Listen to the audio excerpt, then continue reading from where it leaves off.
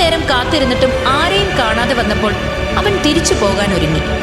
അപ്പോൾ പിന്നിൽ നിന്നൊരു ശബ്ദം കേട്ടു. എവിടെ പോകുക? എന്താ, നിനക്ക് ഡീലിന് താല്പര്യമില്ലേ? പിന്നെ താല്പര്യമുണ്ട്. നിന്നെ കാണാതായപ്പോ ഞാൻ കരുതി നീ വരില്ലെന്ന്. ഈ ലിയോ എന്തെങ്കിലും പറഞ്ഞാൽ അത് തീർച്ചയായും ചെയ്യും. ഞാൻ നേരത്തെ വന്നിരുന്നു. നിന്റെ കൂടെ മറ്റാരെങ്കിലും വരുന്നുണ്ടോന്നറിയാൻ മാറി നിന്നതാ. ലിയോയിൽ നിന്ന് ഇത് കേട്ടപ്പോൾ ചീനുവിന് അവനിൽ കൂടുതൽ മതിപ്പ് വന്നു.